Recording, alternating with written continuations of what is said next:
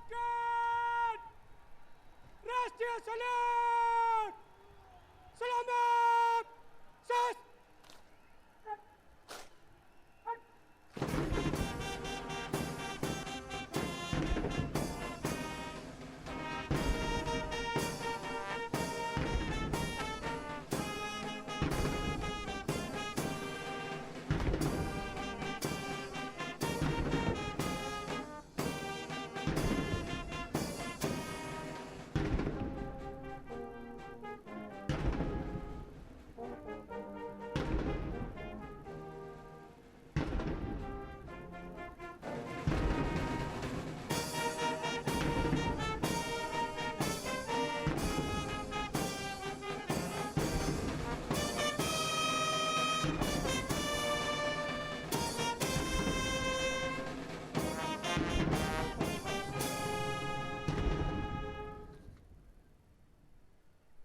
सेना पुलिस सम्मान कार्ड बजाओ शस्त्र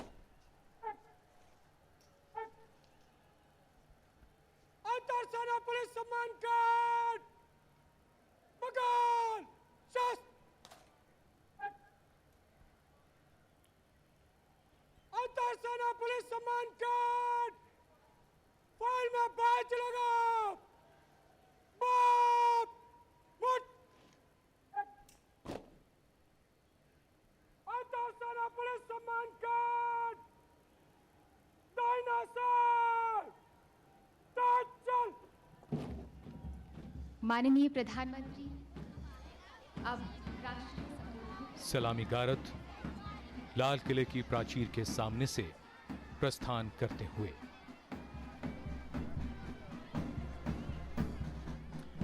हमारा राष्ट्रीय ध्वज, हमारा तिरंगा, हमारे देश का सम्मान, हमारा स्वाभिमान। हमारा देश दुनिया का सबसे बड़ा लोकतंत्र है। साधारण पृष्ठभूमि से सार्वजनिक जीवन के शीर्ष तक पहुंचना, ऐसा चमत्कार हमारे देश में होता है।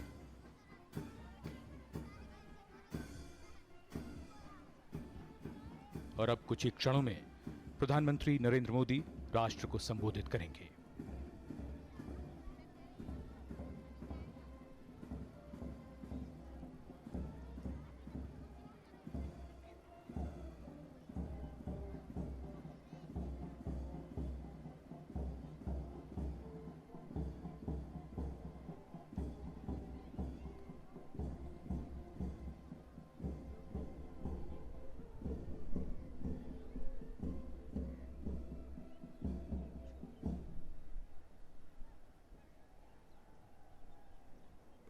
मेरे प्यारे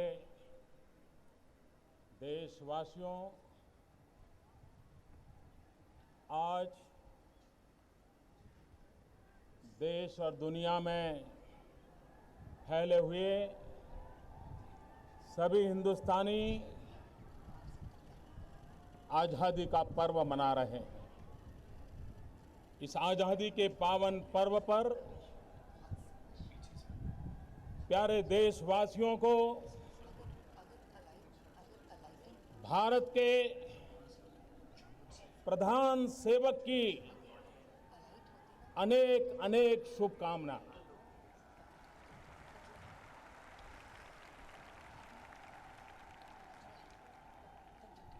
मैं आपके बीच प्रधानमंत्री के रूप में नहीं, प्रधान सेवक के रूप में उपस्थित हूं।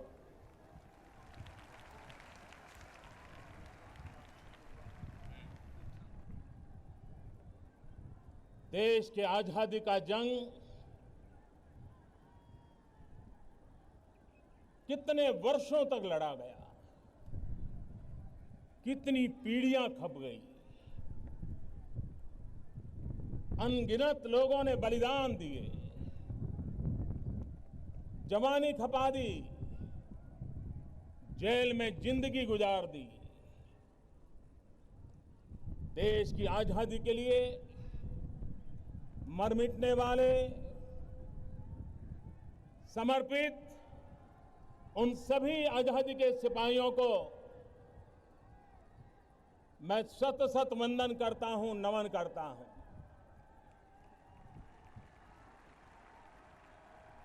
आजादी के इस पावन पर्व पर भारत के कोटि कोटि जनों को भी मैं प्रणाम करता हूं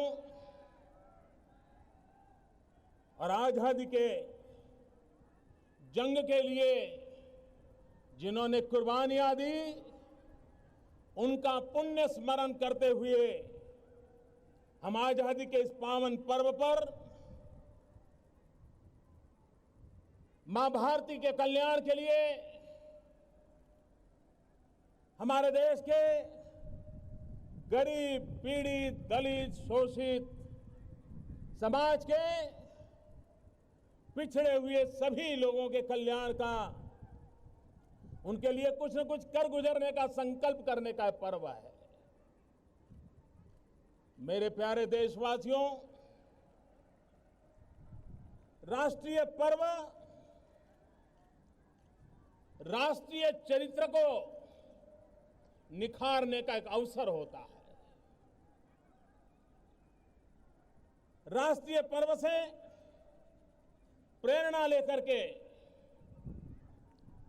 भारत के राष्ट्रीय चरित्र, जन जन का राष्ट्रीय चरित्र जितना अधिक निखरे, जितना अधिक राष्ट्र के लिए समर्पित हो, हर कार्यकलाप राष्ट्रहित की कसौटी पर कसे जाए, अगर उस प्रकार का जीवन जीने का हम संकल्प करते हैं तो आजादी का पर्व भारत को नई ऊंचाइयों पर ले जाने का एक प्रेरणा पर्व बन सकता है।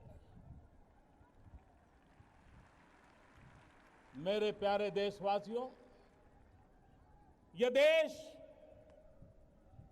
राजनेताओं ने नहीं बनाया है, यह देश शासकों ने नहीं बनाया है, यह देश सरकारों ने भी नहीं बनाया है। यह देश हमारे किसानों ने बनाया है, हमारे मजदूरों ने बनाया है, हमारी उन माताओं बहनों ने बनाया है, हमारे उन नौजवानों ने बनाया है, हमारे देश के ऋषियों, मुनियों ने, आचार्यों ने, शिक्षकों ने, वैज्ञानिकों ने, समाज सेवकों ने पीढ़ी दर पीढ़ी कोटि कोटि जनों की तपस्या से आज राष्ट्र यहां पहुंचा है। देश के लिए जीवन भर साधना करने वाले ये सभी पीढ़ियां, सभी महानुभाव अभिनंदन के अधिकारी हैं। ये भारत के संविधान की शोभा है, भारत के संविधान का सामर्थ्य है कि छोटे से नगर का गरीब परिवार का एक बालक आज लाल किले की प्राचीर से भारत के तिरंगे झंडे पर उसके सामने सर झुकाने के लिए उसने सौभाग्य प्राप्त किया है। यह भारत के लोकतंत्र की ताकत है, यह भारत के संविधान के रचयिताओं ने दिया हुआ हमें अनमोल सौगात है। मैं भारत के संविधान के निर्माताओं को इस पर नमन करता हूं। भाइयों बहनों, आजादी के बाद देश आज जहां पहुंचा है उसमें इस देश के सभी प्रधानमंत्रियों का योगदान है, इस देश की सभी सरकारों का योगदान है, इस देश के सभी राज्यों की सरकारों का भी योगदान है। मैं वर्तमान भारत की उस ऊंचाई पर ले जाने का प्रयास करने वाले सभी पूर्व सरकारों को, सभी पूर्व प्रधानमंत्रियों को, उनके सभी कामों को जिसने कारण राष्ट्र का गौरव बढ़ा है, उन सब के प्रति इस पल आदर का भाव व्यक्त करना चाहता हूं। मैं आभार की अभिव्यक्ति करना चाहता हूं।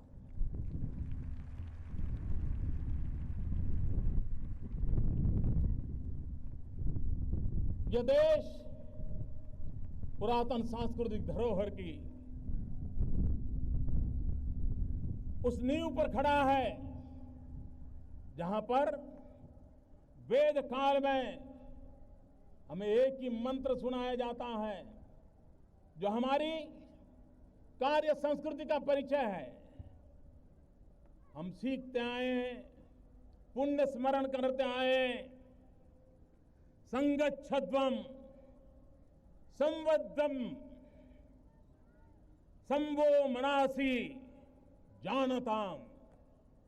हम साथ चले, मिलके चले, मिलके सोचे, मिलके संकल्प करें और मिलकर के हम देश को आगे बढ़ाएं।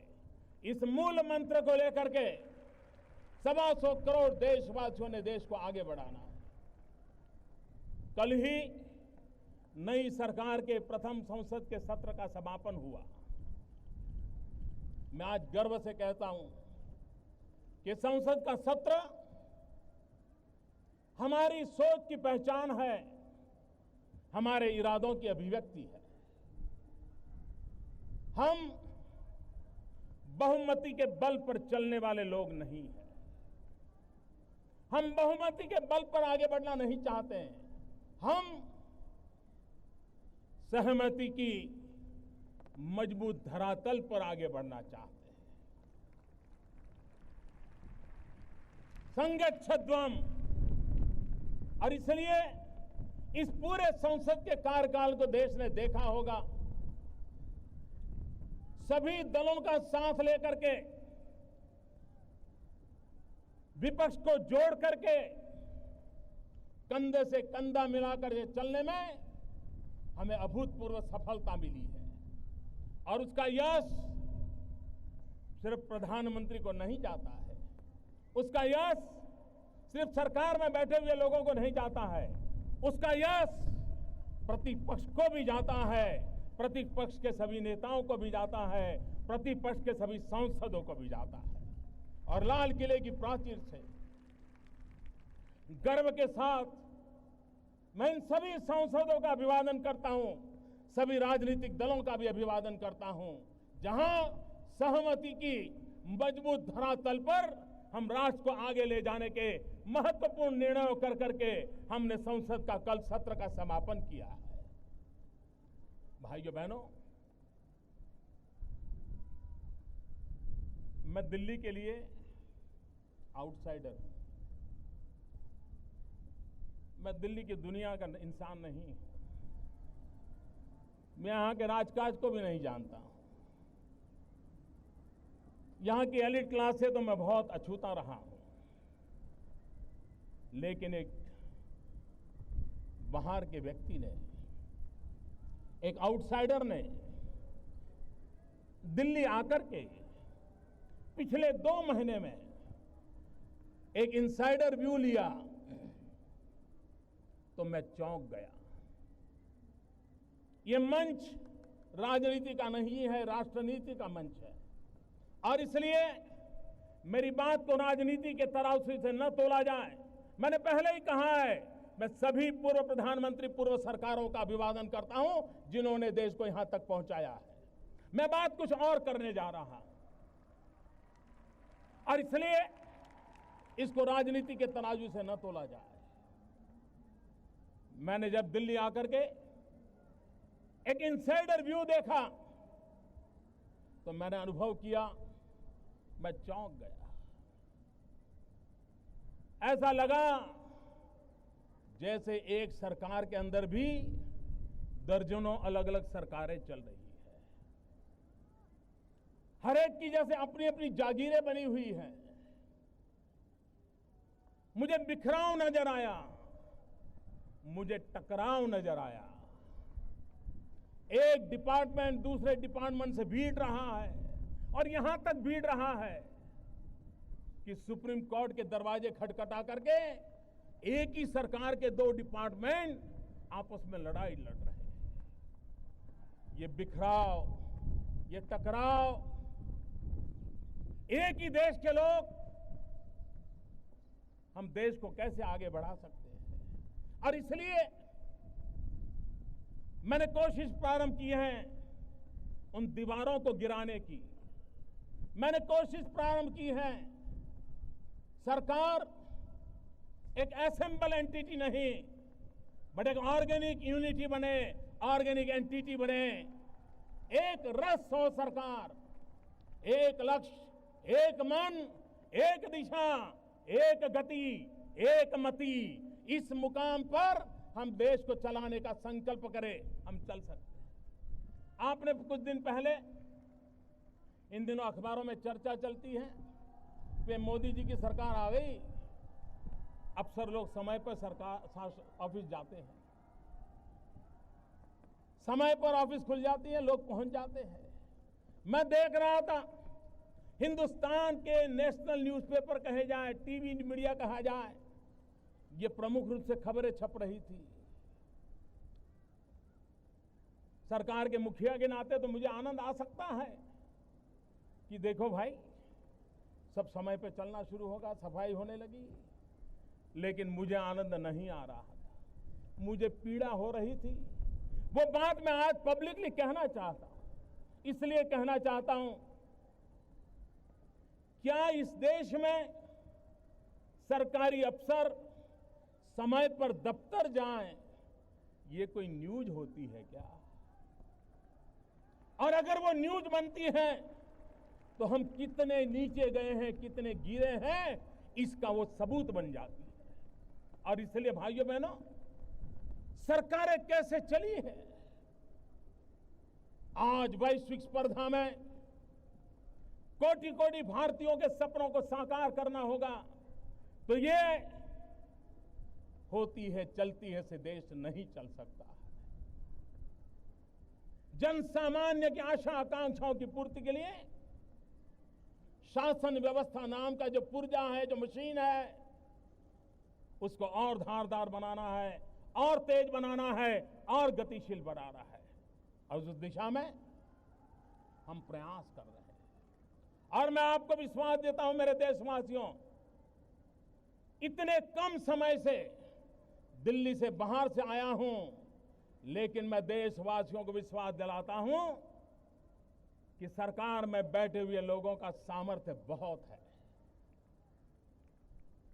चपरासी से लेकर कैबिनेट सेक्रेटरी तक हर कोई सामर्थ्यवान है, हर एक की एक शक्ति है, उसका अनुभव है। मैं उन शक्ति को जगाना चाहता हूं, मैं उस शक्ति को जोड़ना चाहता हूं, और उस शक्ति के माध्यम से राष्ट्र कल्याण की गति को तेज करना चाहता हूं, और मैं करके रहूंगा। ये हम पाके रहेंगे, हम करके रहेंगे, ये मैं देशवासियों को विश्वास दिलाना चाहता हूं। और ये मैं 16 मई को नहीं कह सकता था, लेकिन आज 2-2.5 महीने के अनुभव के बाद 15 अगस्त को तिरंगे झंडे की साक्ष्य से कह रहा हूं, ये संभव है, ये होके रहेगा। भाइयों बहनों, क्या देश, हमारे जिन महापुरुषों ने आजादी दिलाई, क्या उनके सपनों का भारत बनाने के लिए हमारा भी कोई कर्तव्य है कि नहीं है? हमारा भी कोई राष्ट्रीय चरित्र है कि नहीं है? उस पर हमने गंभीरता से सोचने का समय आ गया है। भाइयों बहनों, कोई मुझे बताए कि हम जो भी कर रहे हैं, दिन भर शाम को कभी अपने आप को पूछा कि मेरे इस काम के कारण मेरे देश के गरीब से गरीब का भला हुआ कि नहीं हुआ? मेरे देश के हितों की रक्षा हुई कि नहीं हुई? मेरे देश के कल्याण के काम में आया कि नहीं आया? क्या 125 करोड़ देशवासियों का मंत्र नहीं होना चाहिए कि जीवन का हर कदम देश हित में होगा? दुर्भाग्य कैसा है, आज देश का एक ऐसा माहौल बना हुआ है, किसी से कोई भी काम लेकर के जाओ तो कहता है इसमें मेरा क्या,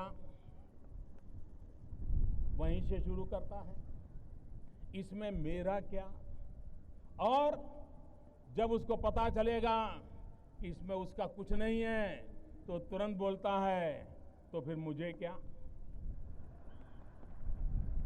ये मेरा क्या और मुझे क्या, इस दायरे से हमें बाहर आना है।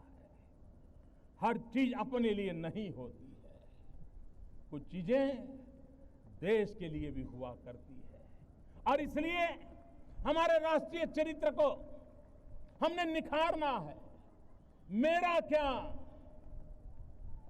मुझे क्या, उससे ऊपर उठ करके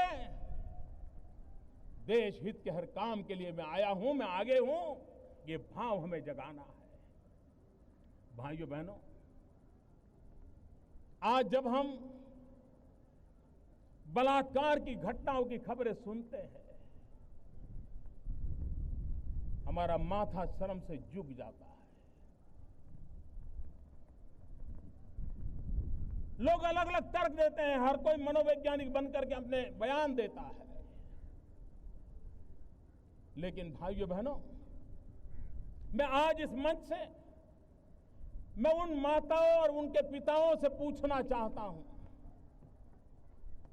हर मां बाप से पूछना चाहता हूं कि आपके घर में बेटी 10 साल की होती है, 12 साल की होती है, मां और बाप चौकन्ने रहते, हर बार पूछते हैं कहां जा रही हो, कब आओगी, पहुंचने के बाद फोन करना। बेटी को तो सैकड़ों सवाल मां बाप पूछते हैं, लेकिन क्या कभी मां बाप ने अपने बेटे को पूछने की हिम्मत की है?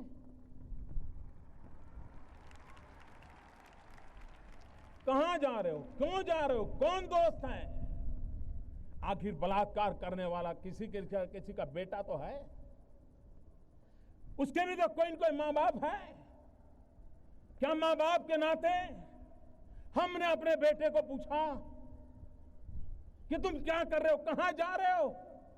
अगर हाँ मां बाप तय करें कि हमने बेटियों पे जितने बंधन डाले हैं, कभी बेटों पर भी डाल करके देखो तो सही, उसे कभी पूछो तो सही। भाइयों बहनों, कानून अपना काम करेगा, कठोरता से करेगा, लेकिन समाज के नाते भी, हर मां बाप के नाते हमारा दायित्व है। कोई मुझे कहे, ये जो बंदूक कंधे पर उठा करके निर्दोषों के मौत घाट उतारने वाले लोग, कोई माओवादी होंगे, कोई आतंकवादी होंगे, वो किसी न किसी के तो बेटे हैं। मैं उन मां बाप से पूछना चाहता हूं, क्या आपके बेटे से कभी इस रास्ते पर जाने से पहले पूछा था कभी आपने? हर मां बाप जिम्मेवारी ले। इस गलत रास्ते पर ले गया हुआ आपका बेटा निर्दोषों की जान लेने के पर उतारू है। न वो अपना भला कर पा रहा है, न अपने परिवार का भला कर पा रहा है, और न ही देश का भला कर पा रहा है। और मैं हिंसा के रास्ते पर गए हुए उन नौजवानों से कहना चाहता हूं, आप जो भी आज हैं, कुछ न कुछ तो भारत माता ने आपको दिया है, तब पहुंचे हैं। आप जो भी हैं, आपके मां बाप ने आपको कुछ तो दिया है, तब है। मैं आपसे पूछना चाहता हूं, कंधे पर बंदूक लेकर के आप धरती को लाल तो कर सकते हो, लेकिन कभी सोचो, अगर कंधे पर हल होगा तो हरियाली धरती कितनी प्यारी लगेगी, कितनी प्यारी लगेगी। कब तक हम इस धरती को लहूलुहान करते रहेंगे? कब तक हम निर्दोषों की जान लेते रहेंगे? और हमने पाया क्या? हिंसा के रास्ते ने हमें कुछ नहीं दिया है। भाइयों बहनों, मैं पिछले दिनों नेपाल गया था। नेपाल में मैंने सार्वजनिक रूप से पूरे विश्व के आकर्षण करने वाली एक बात कही थी। एक जमाना था, सम्राट अशोक जिसने युद्ध का रास्ता लिया था, लेकिन हिंसा को देख करके युद्ध छोड़ बुद्ध के रास्ते पर चले गए थे। मैं देख रहा हूं कि नेपाल में कोई एक समय था जब नौजवान रास्ते हिंसा के चल पड़े थे, लेकिन आज वही नौजवान संविधान की प्रतीक्षा कर रहे हैं। उन्हीं के साथ जुड़े लोग संविधान के निर्माण में लगे हैं। और मैंने कहा था, शस्त्र छोड़ करके शास्त्र के रास्ते पर चलने का अगर नेपाल एक उत्तम उदाहरण देता है तो विश्व के हिंसा के रास्ते पर गए हुए नौजवानों को वापस आने की प्रेरणा दे सकता है। भाइयों बहनों, बुद्ध की भूमि नेपाल अगर संदेश दे सकती है तो क्या भारत की भूमि दुनिया को संदेश नहीं दे सकती है? और इसलिए समय की मांग है, हम हिंसा का रास्ता छोड़े, भाईचारे के रास्ते पर चले। भाइयों बहनों, सदियों से किसी न किसी कारणवश सांप्रदायिक तनाव से हम गुजर रहे हैं। देश विभाजन तक हम पहुंच गए। आजादी के बाद भी कभी जातिवाद का जहर, कभी सांप्रदायवाद का जहर, यह पापाचार कब तक चलेगा? किसका भला होता है? बहुत लड़ लिया, बहुत लोगों को काट लिया, बहुत लोगों को मार दिया। भाइयों बहनों, एक बार पीछे मुड़ करके देखिए, किसी ने कुछ नहीं पाया है सिवाय भारत मां के अंगों पर दाग लगाने के सिवा हमने कुछ नहीं किया है। और इसलिए मैं देश के उन लोगों से आह्वान करता हूं, जातिवाद का जहर हो, संप्रदायवाद का जहर हो, प्रांतवाद का जहर हो, ऊंच नीच का भाव हो, ये देश को आगे बढ़ाने में रुकावट है। एक बार मन में तय करो, 10 साल के लिए मॉरिटोरियम तय करो। 10 साल तक इन सारे तनावों से हम मुक्त समाज की ओर जाना चाहते हैं। और आप देखिए, शांति, एकता, सद्भावना, भाईचारा हमें आगे बढ़ने में कितनी ताकत देते। एक बार देखो मेरे देशवासियों, मेरे शब्द पे भरोसा कीजिए और मैं आपको विश्वास दिलाता हूं, अब तक किए हुए पापों को, उस रास्ते को छोड़ें, सद्भावना, भाईचारे का रास्ता अपनाएं और हम देश को आगे ले जाने का संकल्प करें। मुझे विश्वास है कि हम इसको कर सकते हैं। भाइयों बहनों, जैसे जैसे विज्ञान आगे बढ़ रहा है, हमें आधुनिकता की एक मन में भाव जगता है। और हम करते क्या है? क्या कभी सोचा है आज हमारे देश में सेक्स रेशियो का क्या हाल है? 1000 लड़कों के सामने 940 बेटियां पैदा होती हैं। ये समाज में असंतुलन कौन पैदा कर रहा है? ईश्वर तो नहीं कर रहा है।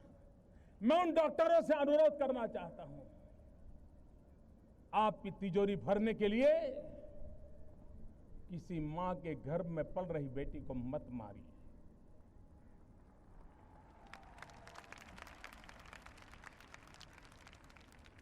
मैं उन माताओं बहनों को कहता हूं कि आप बेटे की आश में बेटियों को बलि मत चढ़ाइए। कभी कभी मां बाप को लगता है बेटा होगा तो बुढ़ापे में काम आएगा। मैं समाज जीवन में काम करने वाला इंसान हूं। मैंने ऐसे परिवार देखे हैं, 5 बेटे हो, 5 के 5 बंगले हो, घर में 10-10 गाड़ियां हो, लेकिन बूढ़ा मां बाप ओल्ड एज होम में रहते हैं, वृद्धाश्रम में रहते हैं। ऐसे परिवार मैंने देखे और ऐसे परिवार भी देखे हैं जहां अकेली बेटी हो, संतान के रूप में वो बेटी अपने सपनों को बलि चढ़ाती है, शादी नहीं करती और बूढ़े मां बाप की सेवा के लिए अपने जीवन को खपा देती है।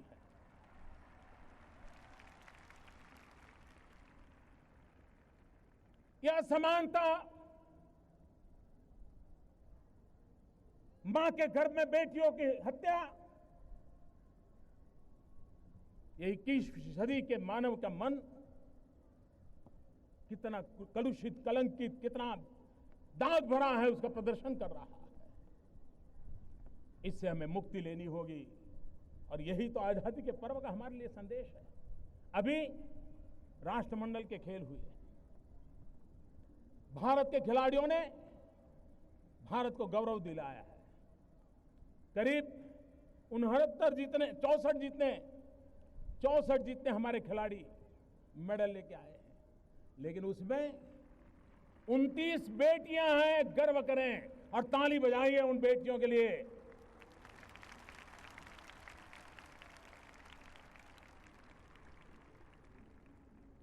भारत की आन बान शान में हमारी बेटियों का भी योगदान है। हम इसको स्वीकार करें और उसे भी कंधे से कंधा मिला करके हम साथ लेके चले, तो जो समाज जीवन में बुराई आई है उन बुराइयों से हम मुक्ति पा सकते हैं। और इसलिए भाइयों बहनों, एक सामाजिक चरित्र के नाते, एक राष्ट्रीय चरित्र के नाते हमें उस दिशा में जाना है। भाइयों बहनों, देश को आगे बढ़ाना है तो विकास एक ही रास्ता है, सुशासन एक ही रास्ता है। देश को आगे ले जाने के लिए यही दो पटरी हैं जो गुड गवर्नेंस एंड डेवलपमेंट, उसी को लेकर के आगे चल सकते हैं और उसी को लेकर के चलने का इरादा लेकर के हम चलना चाहते हैं। मैं जब गुड गवर्नेंस की बात करता हूं तब आप मुझे बताइए, कोई प्राइवेट में नौकरी करता है, उसको पूछोगे तो कहता है मैं जॉब करता हूं। लेकिन जो सरकार में नौकरी करता है उसको पूछोगे तो कहता है मैं सर्विस करता हूं।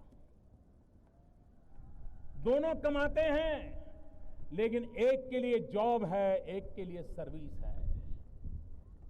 मैं सरकारी सेवा में लगे सभी भाइयों बहनों से प्रश्न पूछता हूं, क्या कहीं ये सर्विस शब्द उसने अपनी ताकत खो तो नहीं दी है, अपनी पहचान खो तो नहीं दी है? सरकारी सेवा में जुड़े हुए लोग जॉब नहीं कर रहे, सेवा कर रहे हैं, सर्विस कर रहे हैं। और इसलिए इस भाव को पुनर्जीवित करना, एक राष्ट्रीय चरित्र के रूप में इसको हमें आगे ले जाना, उस दिशा में हमने आगे बढ़ना है। भाइयों बहनों,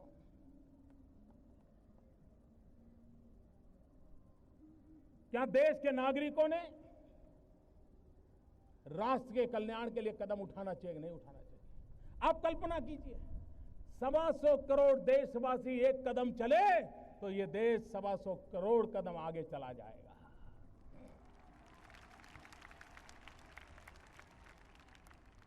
लोकतंत्र ये सिर्फ सरकारों चुनने का सीमित मायना नहीं है। लोकतंत्र 125 करोड़ नागरिक और सरकार कंधे से कंधा मिला करके देश की आशा आकांक्षाओं की पूर्ति के लिए काम करे, ये लोकतंत्र का फायदा है। हमें जनभागीदारी करनी है, पीपल्स प्राइवेट पार्टनरशिप के साथ में आगे बढ़ना है। हमें जनता को जोड़ करके आगे बढ़ना है और जोड़ने के आगे बढ़ने के लिए आप मुझे बताइए, आज हमारा किसान आत्महत्या क्यों करता है? साहूकार से कर्ज लेता है, कर्ज दे नहीं सकता है, मर जाता है। बेटी की शादी है, गरीब आदमी साहूकार से कर्ज लेता है, कर्ज दे नहीं पाता, जीवन भर मुसीबतों से गुजारता है। उन मेरे गरीब परिवारों की रक्षा कौन करेगा? भाइयों बहनों, इस आजादी के पर्व पर मैं एक योजना को बहुत तेज आगे बढ़ाने का संकल्प करने के लिए आपके पास आया हूं। एक प्रधानमंत्री जन धन योजना, इस प्रधानमंत्री जन धन योजना के माध्यम से हम देश के गरीब से गरीब लोगों को बैंक अकाउंट की सुविधा से जोड़ना चाहते हैं। आज करोड़ों करोड़ों परिवार हैं जिसके पास मोबाइल फोन तो है लेकिन बैंक अकाउंट नहीं है। यह स्थिति हमें बदलनी है। देश की आर्थिक संसाधन गरीब के काम आए, इसकी शुरुआत यहीं से होती है। यही तो है जो खिड़की खोलता है। और इसलिए प्रधानमंत्री जन धन योजना के तहत जो अकाउंट खोलेगा उसको डेबिट कार्ड दिया जाएगा और डेबिट कार्ड के साथ हर गरीब परिवार को 1 लाख रुपया का बीमा सुनिश्चित कर दिया जाएगा ताकि उसके जीवन में कोई संकट आया तो उसके परिवारजनों को 1 लाख रुपए का बीमा मिल सकता है। भाइयों बहनों, ये देश नौजवानों का देश है। 65% देश की जनसंख्या 35 से कम आयु की है। हमारा देश विश्व का सबसे ऊंचा नौजवान देश है। क्या हमने कभी इसका फायदा उठाने के लिए सोचा है? आज दुनिया को स्किल्ड वर्कफोर्स की जरूरत है। आज भारत को भी स्किल्ड वर्कफोर्स की जरूरत है। कभी कभार हम अच्छा ड्राइवर ढूंढते हैं, नहीं मिलता है। प्लम्बर ढूंढते हैं, नहीं मिलता है। अच्छा कुक चाहिए, नहीं मिलता है। नौजवान है, बेरोजगार है, लेकिन हमें चाहिए वैसा नौजवान मिलता नहीं है। देश को विकास के लिए और आगे बढ़ाना है तो स्किल डेवलपमेंट ये हमारा मिशन है। और स्किल इंडिया हिंदुस्तान के कोटि कोटि नौजवानों को स्किल हुनर सीखें, उसके लिए एक पूरे देश में जान और घिसी पिटी व्यवस्थाओं से नहीं, उनको वो स्किल मिले जो उन्हें आधुनिक भारत बनाने में काम आए। वो दुनिया के किसी भी देश में जाएं तो उनके हुनर की सराहना हो। और हम 2 प्रकार के विकास को लेकर के चलना चाहते हैं। हम ऐसे नौजवानों को भी तैयार करना चाहता हूं जो जॉब क्रिएटर हो, और जो जॉब क्रिएट करने का सामर्थ्य नहीं रखते, संजोग नहीं है, वे विश्व के किसी भी कोने में जाकर के आंख में आंख मिला करके अपने बाहुबल के द्वारा, अपने उंगलियों के हुनर के द्वारा, अपने कौशल्य के द्वारा विश्व का हृदय जीत सके। ऐसे नौजवानों का सामर्थ्य हम तैयार करना चाहते हैं। भाइयों बहनों, स्किल डेवलपमेंट को बहुत तेजी से आगे बढ़ाने का संकल्प लेकर मैं करना चाहता हूं। भाइयों बहनों, विश्व बदल चुका है।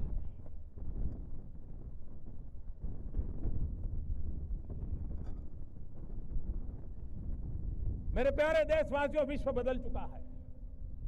अब भारत अलग थलग अकेला या एक कोने में बैठकर अपना भविष्य तय नहीं कर सकता। विश्व की आर्थिक व्यवस्थाएं बदल चुकी हैं और इसलिए हम लोगों को भी उसी रूप में सोचना होगा। सरकार ने अभी कई फैसले लिए हैं, बजट में कुछ घोषणाएं की हैं, और मैं विश्व को आह्वान करता हूं, विश्व में पहुंचे हुए भारतवासियों को भी आह्वान करता हूं। आज अगर हमें नौजवानों को ज्यादा से ज्यादा रोजगार देना है तो हमें मैन्युफैक्चरिंग सेक्टर को बढ़ावा देना पड़ेगा। इंपोर्ट एक्सपोर्ट की जो स्थिति है उसको संतुलन पैदा करना हो तो हमें मैन्युफैक्चरिंग सेक्टर पर बल देना होगा। हमारे नौजवानों की जो विधा है, सामर्थ्य है, उसको अगर काम में लाना है तो हमें मैन्युफैक्चरिंग की ओर जाना पड़ेगा। और इसके लिए हिंदुस्तान की भी पूरी ताकत लगे, लेकिन विश्व की शक्तियों को भी हम निमंत्रण देते हैं। और इसलिए मैं आज लाल किले की प्राचीर से विश्व भर में लोगों से कहना चाहता हूं, कम मेक इन इंडिया, आइए हिंदुस्तान में निर्माण कीजिए। दुनिया के किसी भी देश में जाकर के बेचिए, लेकिन निर्माण यहां कीजिए, मैन्युफैक्चर यहां कीजिए। हमारे पास स्किल है, टैलेंट है, डिसिप्लिन है, कुछ कर गुजरने का इरादा है। हम विश्व को एक सानुकूल अवसर देना चाहते हैं कि आइए कम मेक इन इंडिया, और हम विश्व को कहें इलेक्ट्रिकल से लेकर के इलेक्ट्रॉनिक तक come make in India, chemicals के लेकर के फार्मास्यूटिकल तक come make in India, automobile से लेकर के एग्रो वैल्यू एडिशन तक come make in India, paper हो या plastic come make in India, some satellite हो या submarine come make in India. ताकत है हमारे देश में। आइए मैं निमंत्रण देता हूं। और भाइयों बहनों, मैं देश के नौजवानों को भी एक आह्वान करना चाहता हूं, विशेष करके उद्योग क्षेत्र में लगे हुए छोटे छोटे लोगों को आह्वान करना चाहता हूं। मैं देश के टेक्निकल एजुकेशन से जुड़े हुए नौजवानों को आह्वान करना चाहता हूं। जैसे मैं विश्व को कहता हूं मेक इन इंडिया, मैं देश के नौजवानों को कहता हूं हमारा सपना होना चाहिए कि दुनिया के हर कोने में ये बात पहुंचनी चाहिए, मेड इन इंडिया। ये हमारा सपना होना चाहिए। क्या मेरे देश के नौजवान देश सेवा करने के लिए सिर्फ भगत सिंह की तरह फांसी पर ही लटकना अनिवार्य है? भाइयों बहनों, लाल बहादुर शास्त्री जी ने जय जवान जय किसान एक साथ मंत्र दिया था। जवान जो सीमा पर अपना सर दे देता है, उसी की बराबरी में जय जवान कहा था। क्यों? क्योंकि अन्न के भंडार भर करके मेरा किसान भारत मां की उतनी ही सेवा करता है जैसे जवान भारत मां की रक्षा करता है। ये भी देश सेवा है। अन्न के भंडार भरना ये भी किसान की सबसे बड़ी देश सेवा है। और तभी तो लाल बहादुर शास्त्री ने जय जवान जय किसान कहा था। भाइयों बहनों, मैं नौजवानों से कहना चाहता हूं, आपके रहते हुए छोटी मोटी चीजें हमें दुनिया से इंपोर्ट क्यों करनी पड़े? क्या मेरे देश के नौजवान ये तय कर सकते हैं? वो जरा रिसर्च करें, ढूंढें कि भारत कितने प्रकार की चीजों को इंपोर्ट करता है और वो फैसला करें कि मैं अपने छोटे छोटे काम के द्वारा, उद्योग के द्वारा, मेरा छोटा ही कारखाना क्यों ना हो, लेकिन मेरे देश को इंपोर्ट करने वाली कम से कम एक चीज मैं ऐसी बनाऊंगा कि मेरे देश को कभी इंपोर्ट ना करना पड़े।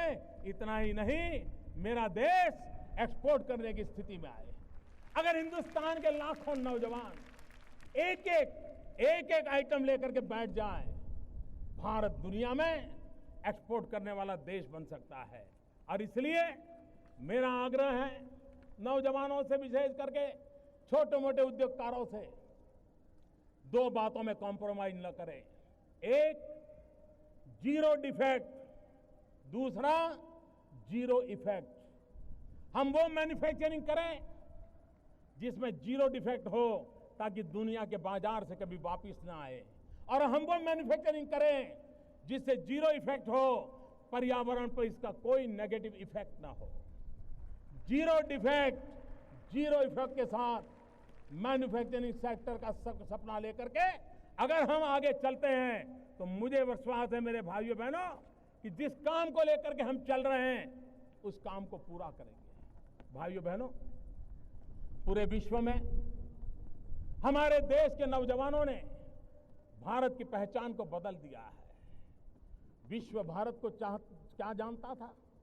ज्यादा नहीं, अभी 25-30 साल पहले तक दुनिया के कई कोने से ऐसे थे जो हिंदुस्तान के लिए यही सोचते थे, तो ये तो सपेरों का देश है, ये सांप का खेल करने वाला देश है, काले जादू वाला देश है। भारत की सच्ची पहचान दुनिया तक पहुंची नहीं थी।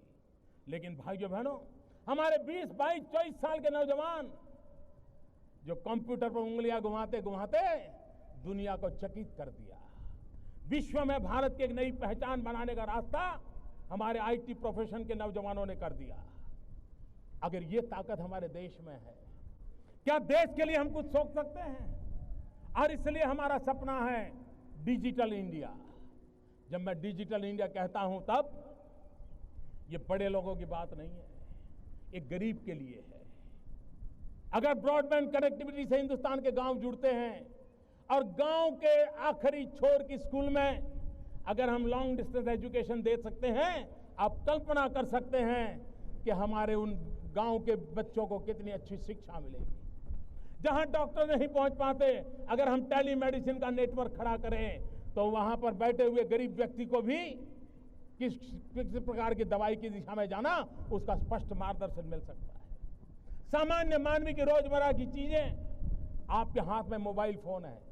हिंदुस्तान के नागरिकों के पास बहुत बड़ी तादाद में मोबाइल कनेक्टिविटी है। लेकिन क्या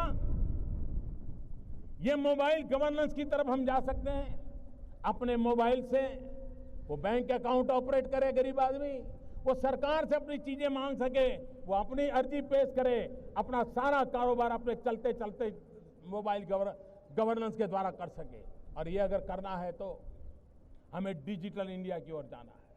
और डिजिटल इंडिया की तरफ जाना है तो इसके साथ हमारा ये भी सपना है कि हम आज बहुत बड़ी मात्रा में विदेशों से इलेक्ट्रॉनिक गुड इंपोर्ट करते हैं। आपको हैरानी होगी भाइयों बहनों, ये टीवी, ये मोबाइल फोन, ये आईपैड, ये जो इलेक्ट्रॉनिक गुड हम लाते हैं, देश के लिए पेट्रोलियम पैदाशों को लाना अनिवार्य है। डीजल और पेट्रोल लाते हैं, तेल लाते हैं, उसके बाद दूसरे नंबर पर हमारा इलेक्ट्रॉनिक गुड इंपोर्ट पर खड़ा हुआ है। अगर हम डिजिटल इंडिया का सपना लेकर के इलेक्ट्रॉनिक गुड के मैन्युफैक्चरिंग के लिए चल पड़े और हम कम से कम स्वनिर्भर बन जाएं, तो देश की तिजोरी को कितना बड़ा लाभ हो सकता है। और इसलिए हम इस डिजिटल इंडिया को लेकर के जब आगे चलना चाहते हैं तब e governance, easy governance, effective governance है और इकोनॉमिकल गवर्नेंस है। ई गवर्नेंस के माध्यम से गुड गवर्नेंस की ओर जाने का रास्ता है। कि एक जमाना था, कहा जाता था कि रेलवे देश को जोड़ती है, ऐसा कहा जाता था। मैं कहता हूं आज आईटी देश के जन जन को जोड़ने का ताकत रखती है। और इसलिए हम डिजिटल इंडिया के माध्यम से आईटी के धरातल पर यूनिटी का मंत्र को साकार करना चाहते हैं। भाइयों बहनों, अगर हम इन चीजों को लेकर के चलते हैं तो मुझे विश्वास है कि डिजिटल इंडिया विश्व की बराबरी करने की एक ताकत के साथ खड़ा हो जाएगा।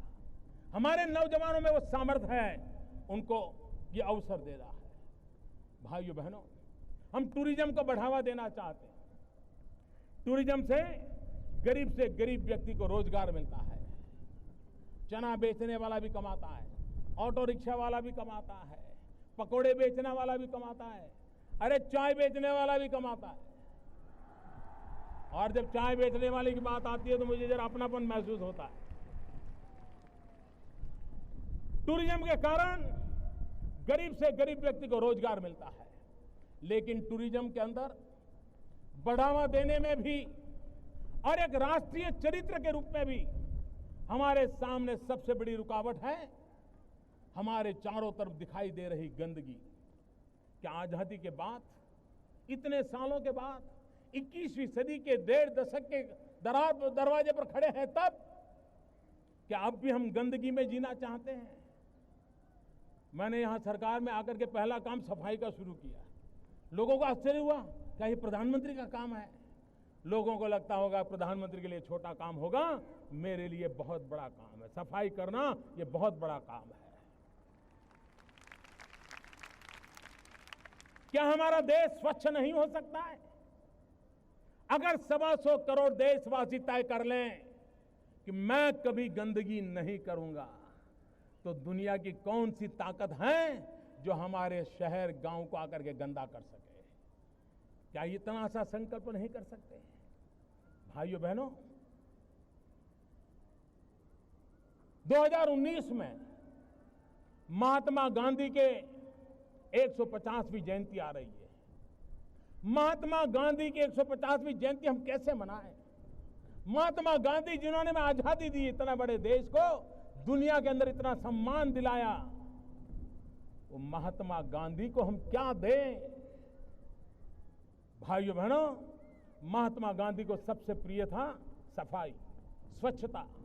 क्या हम तय करें कि 2019 जब महात्मा गांधी की 150वीं जयंती बनाएंगे, हमारा गांव, हमारा शहर, हमारा गली, हमारा मोहल्ला, हमारी स्कूल, हमारे मंदिर, हमारी अस्पताल, सभी क्षेत्र गंदगी का नामो निशान नहीं रहने देंगे। ये सरकार से होता नहीं है, जन भागीदारी से होता है। और ये काम हम सबको मिलकर के करना है। भाइयों बहनों, 21वीं सदी में हम जी रहे हैं। क्या कभी हमारे मन को पीड़ा हुई? आज भी हमारी माताओं बहनों को खुले में शौच के लिए जाना चाहते हैं। डिग्निटी ऑफ विमेन, क्या ये हम सबका दायित्व नहीं है? बेचारी गांव की मां बहनें अंधेरे का इंतजार करती हैं, जब तक अंधेरा नहीं आते हैं जाता है वो शौच के लिए नहीं जा पाती है। उसके शरीर को कितनी पीड़ा हो गई होगी, कितनी बीमारियों की जड़ें उसमें से शुरू होती होगी। क्या हमारी मां बहनों की इज्जत के लिए हम कम से कम शौचालय का प्रबंध नहीं कर सकते हैं? भाइयों बहनों, किसी को लगेगा कि 15 अगस्त का इतना बड़ा महोत्सव बहुत बड़ी बड़ी बातें करने का अवसर होता है। भाइयों बहनों, बड़ी बातों का महत्व है, घोषणाओं का भी महत्व है, लेकिन कभी कभी घोषणाएं ऐषणाएं जगाती हैं, और जब घोषणाएं परिपूर्ण नहीं होती हैं तब समाज निराशा की गर्त में डूब जाता है। और इसलिए हम उन बातों को ही कहने के पक्षदार हैं जिसको हम अपने देखते देखते पूरा कर पाए। और इसलिए मैं कहता हूं भाइयों बहनों, आपको लगता होगा क्या लाल किले से सफाई की बात करना, लाल किले से टॉयलेट की बात बताना, ये कैसा प्रधानमंत्री है? भाइयों बहनों, मैं नहीं जानता हूं मेरी कैसी आलोचना होगी, इसे कैसे लिया जाए, लेकिन मैं मन से मानता हूं। मैं गरीब परिवार से आया हूं, मैंने गरीबी देखी, और गरीब को इज्जत मिले इसकी शुरुआत यहीं से होती है। और इसलिए स्वच्छ भारत का एक अभियान इसी 2 अक्टूबर से मुझे आरंभ करना है, और 4 साल के भीतर भीतर हम इस काम को आगे बढ़ाना चाहते हैं। और एक काम तो मैं आज ही शुरू करना चाहता हूं, और वो है हिंदुस्तान की सभी स्कूलों में टॉयलेट हो, बच्चियों के लिए अलग टॉयलेट हो, तभी तो हमारी बच्चियां स्कूल छोड़ करके भागेगी नहीं। और मैं एमपी लेड फंड का जो उपयोग कर रहे हैं हमारे सांसद, उनसे आग्रह करता हूं 1 साल के लिए आपका धन स्कूलों में टॉयलेट बनाने के लिए खर्च कीजिए। सरकार अपना बजट टॉयलेट बनाने में खर्च करे। और मैं देश के कॉरपोरेट सेक्टर को भी आह्वान करना चाहता हूं, कॉरपोरेट सोशल रिस्पॉन्सिबिलिटी के तहत आप जो खर्च कर रहे हैं, आप उसमें प्राथमिकता स्कूलों में टॉयलेट बनाने के लिए दीजिए। सरकार के साथ मिलकर के, राज्य सरकारों के साथ मिलकर के 1 साल के भीतर भीतर अगली 15 अगस्त को जब हम यहाँ खड़े हो, तब विश्वास के साथ खड़े हो, कब हिंदुस्तान की कोई स्कूल ऐसी नहीं है कि जहां बच्चे और बच्चियों के लिए अलग टॉयलेट का निर्माण होना बाकी है। भाइयों बहनों, अगर हम सपने लेकर के चलते हैं तो सपने पूरे भी होते हैं। मैं आज एक विशेष बात और करना चाहता हूं।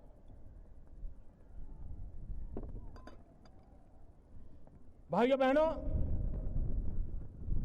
देश हित की चर्चा करना, देश हित के विचारों को देना, इसका अपना महत्व है, लेकिन हमारे सांसद वे कुछ करना भी चाहते हैं, लेकिन उन्हें अवसर नहीं मिलता है। वो अपनी बात बता सकते हैं, सरकार को चिट्ठी लिख सकते हैं, आंदोलन कर सकते हैं, मेमोरेंडम दे सकते हैं, लेकिन फिर भी खुद को कुछ करने का अवसर मिलता नहीं है। मैं एक नए विचार को लेकर के आज आपके पास आया। हमारे देश में प्रधानमंत्री के नाम से कई योजनाएं चल रही हैं, कई नेताओं के नाम से ढेर सारी योजनाएं चल रही हैं, लेकिन मैं आज संसद के नाम से एक योजना घोषित करता हूं, संसद आदर्श ग्राम योजना।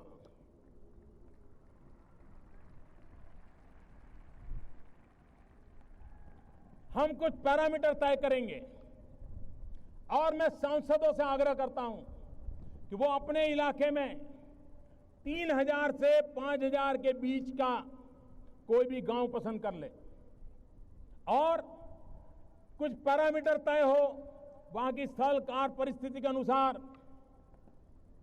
वहां की शिक्षा, वहां का स्वास्थ्य, वहां की सफाई, वहां के गांव का माहौल, गांव में ग्रीनरी, गांव का मेलजोल, कई पैरामीटर अपन तय करेंगे। और हर सांसद 16 तक अपने इलाके में एक गांव को आदर्श गांव बनाए। इतना तो कर सकते हैं ना भाई। करना चाहिए ना। देश बनाना है तो गांव से शुरू करें, एक गांव आदर्श बनाएं। और मैं 2016 का टाइम इसलिए देता हूं कि नई योजना है, लागू करने में, योजना बनाने में कभी समय लगता है। और 16 के बाद जब 2019 में वो चुनाव के लिए जाए उसके पहले और 2 गांवों को करे। और 2019 के बाद हर सांसद 5 साल के कार्यकाल में कम से कम 5 आदर्श ग्राम अपने इलाके में बनाए। जो शहरी क्षेत्र के एमपी हैं उनसे भी मेरा आह्वान है वे भी एक गांव पसंद करें। जो राज्यसभा के एमपी हैं उनसे भी मेरा आग्रह है वे भी एक गांव पसंद करें। हिंदुस्तान के हर जिले में एक अगर आदर्श गांव बना करके हम देते हैं तो सभी अगल बगल के गांवों को खुद को उस दिशा में जाने का मन कर जाएगा। एक मॉडल गांव बना करके देखें, व्यवस्थाओं से भरा हुआ गांव बना करके देखें। और मैं 11 अक्टूबर जयप्रकाश नारायण जी की जन्म जयंती है। 11 अक्टूबर को जयप्रकाश नारायण जी की जन्म जयंती पर इस सांसद आदर्श ग्राम योजना की कंप्लीट ब्लूप्रिंट सभी सांसदों के सामने रख दूंगा, सभी राज्य सरकारों के सामने रख दूंगा। और मैं राज्य सरकारों से भी आग्रह करता हूं कि आप भी इस योजना के माध्यम से अपने राज्य में जो अनुकूलता हो वैसे सभी विधायकों के लिए एक आदर्श ग्राम बनाने का संकल्प करिए। आप कल्पना कर सकते हैं देश के सभी विधायक एक आदर्श ग्राम बनाएं, सभी सांसद एक आदर्श ग्राम बनाएं। देखते ही देखते हिंदुस्तान के हर ब्लॉक में एक आदर्श ग्राम तैयार हो जाएगा, जो हमें गांव की सुख सुविधा को बदलाव लाने के लिए हमें प्रेरणा दे सकता है, हमें नई दिशा दे सकता है। और इसलिए इस सांसद ग्राम योजना के तहत हम आगे बढ़ना चाहते हैं। भाइयों बहनों, जब से हमारी सरकार बनी है तब से अखबारों में, टीवी में एक चर्चा चल रही है, प्लानिंग कमीशन का क्या होगा। मैं समझता हूं कि जिस समय प्लानिंग कमीशन का जन्म हुआ, योजना आयोग का जन्म हुआ, उस समय की जो स्थितियां थी, उस समय की जो आवश्यकताएं थी, उसके आधार पर उसकी रचना की गई। और पिछले इन वर्षों में योजना आयोग ने अपने तरीके से राष्ट्र के विकास में उचित योगदान किया है। मैं इसका आदर करता हूं, गौरव करता हूं, सम्मान करता हूं, सत्कार करता हूं। लेकिन अब देश की अंदरूनी स्थिति भी बदली हुई है, वैश्विक परिवेश भी बदला हुआ है, आर्थिक गतिविधि का केंद्र सरकारें नहीं रही हैं, उसका दायरा बहुत फैल चुका है। राज्य सरकारें विकास के केंद्र में आ रही है और मैं इसको अच्छी निशानी मानता हूं। भारत को आगे ले जाना है तो राज्यों को आगे ले जाकर के ही होने वाला है। भारत के फेडरल स्ट्रक्चर की अहमियत पिछले 60 साल में जितनी थी उससे ज्यादा आज के युग में है। हमारे संघीय ढांचे को मजबूत बनाना, हमारे संघीय ढांचे को चेतनवंत बनाना, हमारे संघीय ढांचे को विकास की धरोहर के रूप में काम लेना, मुख्यमंत्री और प्रधानमंत्री की एक टीम फॉर्मेशन हो, केंद्र और राज्य की एक टीम हो, ये टीम बनकर के आगे चले तो इस काम को अब प्लानिंग कमीशन के नए रंग रूप से सोचना पड़ेगा। और इसलिए लाल किले की प्राचीर से एक बहुत बड़ी चली आ रही पुरानी व्यवस्था में उसका कायाकल्प भी करने की जरूरत है, उसमें बहुत बदलाव करने की आवश्यकता है। और कभी कभी पुराने घर के रिपेयरिंग में खर्चा ज्यादा होता है लेकिन संतोष नहीं होता है, फिर मन करता है अच्छा है कि नया ही घर बनाते हैं। और इसलिए बहुत ही कम समय के भीतर योजना आयोग के स्थान पर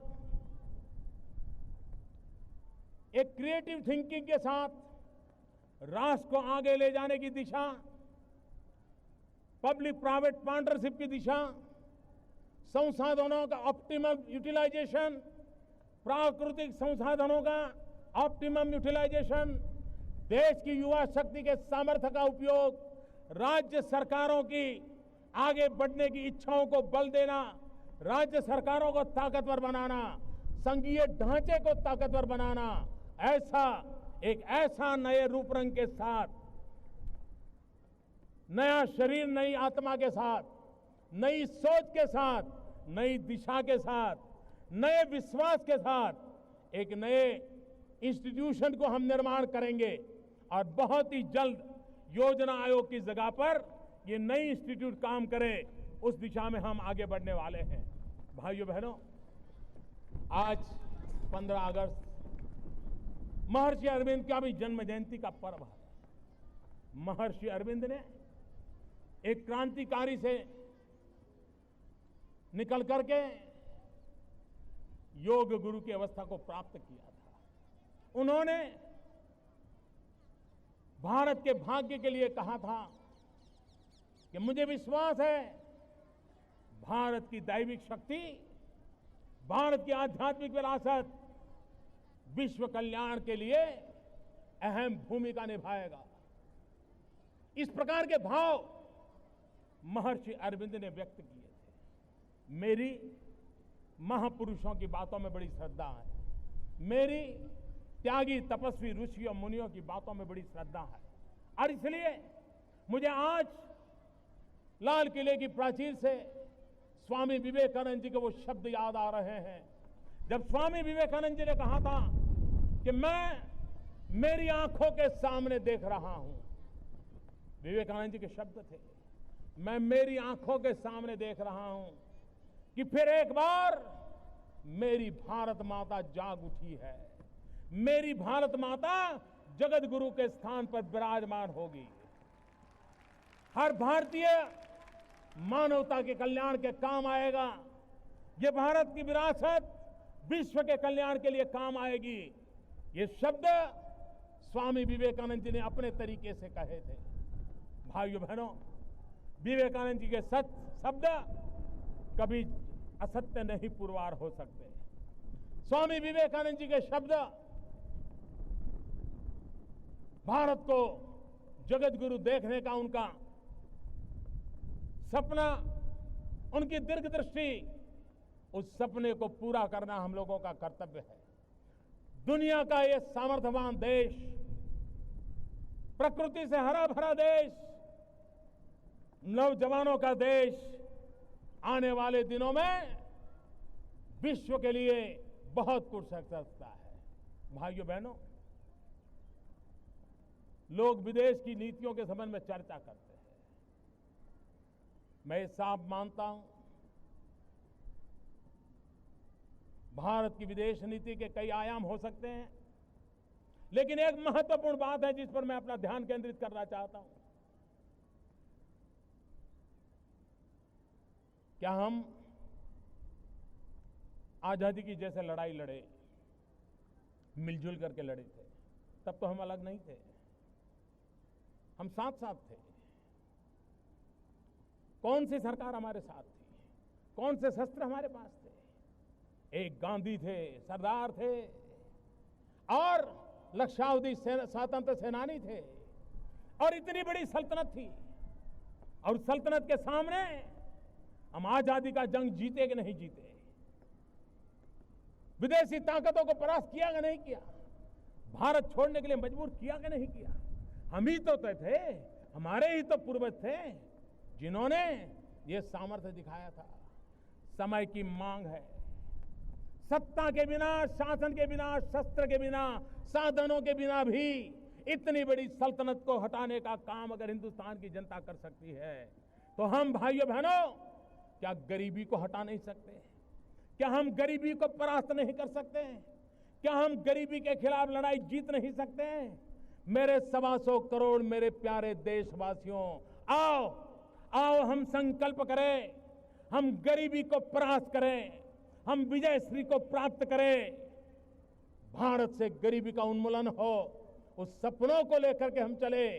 और पड़ोसी देशों के पास भी यही तो समस्या है। क्यों न हम सार्क देशों के सभी साथी दोस्त मिलकर के गरीबी के खिलाफ लड़ाई लड़ने का की योजना न बनाएं। हम मिलकर के लड़ाई लड़ें, गरीबी को परास्त करें। एक बार देखें तो सही, मरने मारने की दुनिया को छोड़ करके जीवित रखने का आनंद क्या होता है। यही तो भूमि है जहां सिद्धार्थ के जीवन की घटना थी। एक पंछी को एक भाई ने तीर मार दिया और एक दूसरे भाई ने तीर निकाल करके बचा लिया। मां के पास गए, पंछी किसका, हंस किसका? मां ने पूछा मारने वाले का, बचाने वाला। मां ने कहा बचाने वाले का। मारने वाले से बचाने वाले की ताकत और होती है, और वही तो आगे जाकर के बुद्ध बन जाता है, वही तो आगे जाकर के बुद्ध बन जाता है। और इसलिए मैं पड़ोस के देशों से मिलजुल करके गरीबी के खिलाफ लड़ाई के लड़ने के लिए सहयोग चाहता हूं, सहयोग करना चाहता हूं। और हम मिलकर के, सार्क देश मिलकर के हम दुनिया में अपनी अहमियत खड़ी कर सकते हैं। हम दुनिया में एक ताकत बन के उभर सकते हैं। आवश्यकता है हम मिलजुल करके चलें, गरीबी से लड़ाई जीतने का सपना लेकर के चलें, कंधे से कंधा लेकर के चलें। मैं भूटान गया, नेपाल गया, सार्क देशों के सभी महानुभाव शपथ समारोह में आए। एक बहुत अच्छी शुभ शुरुआत हुई है। सुनिश्चित रूप से अच्छे परिणाम मिलेंगे, मेरा विश्वास है। और देश और दुनिया में भारत की ये सोच, हम देशवासियों का भला करना चाहते हैं और विश्व के कल्याण में काम आ सके, ऐसा हिंदुस्तान हाथ फहराना चाहता है। इन सपनों को लेकर के पूरा करके आगे बढ़ने का हम प्रयास कर रहे हैं। भाइयों बहनों, आज 15 अगस्त को देश के लिए कुछ न कुछ करने का संकल्प लेकर के चलेंगे। हम देश के लिए काम आए, देश को आगे बढ़ाने का संकल्प लेकर चलेंगे।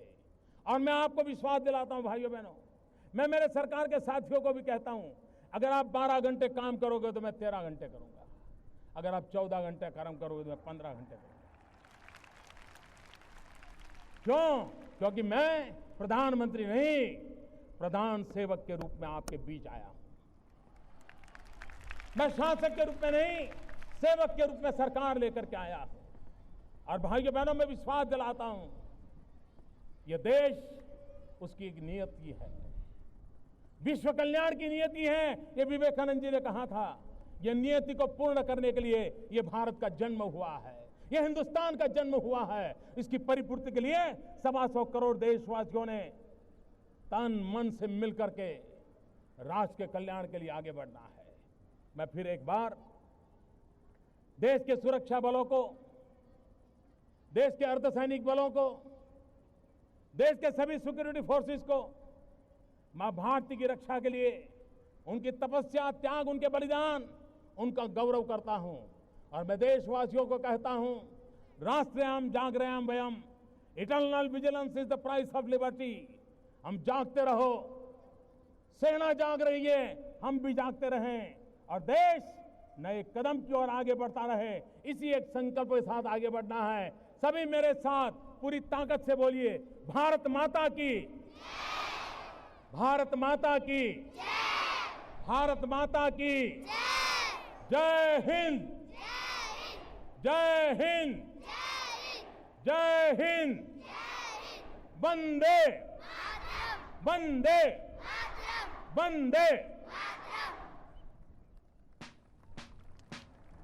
जनगण मन अधिनायक जय हे भारत भाग्य विधाता। पंजाब सिंध गुजरात मराठा द्राविड़ उत्कल बंग। विंध्य हिमाचल यमुना गंगा उच्छल जलधि तरंग। तब शुभ नामे जागे, तब शुभ आशीष मांगे।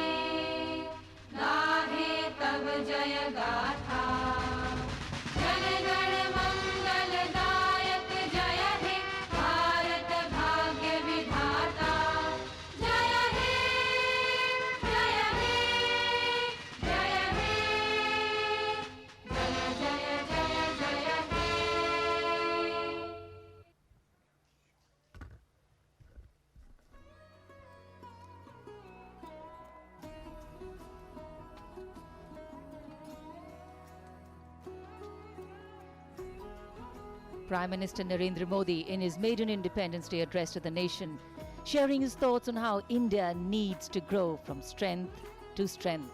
And hundreds of balloons in the colors of the national flag being released, the final act symbolizing ultimate freedom. This symbolic rising of the collective national aspiration, a clear call that real and meaningful progress is sustainable only if we move ahead together with integrity and honesty, living freedom in its highest form. नए विचार, नया उत्साह और नए संकल्प, देश के भविष्य की उड़ान को उम्मीदों के नए पंख मिल गए हैं। संपूर्ण पृथ्वी से आकाश तक भारत की पहचान, मान और सम्मान का सपना साकार होगा, ऐसा विश्वास है। स्वाधीनता दिवस की एक बार फिर शुभकामनाएं। जय हिंद।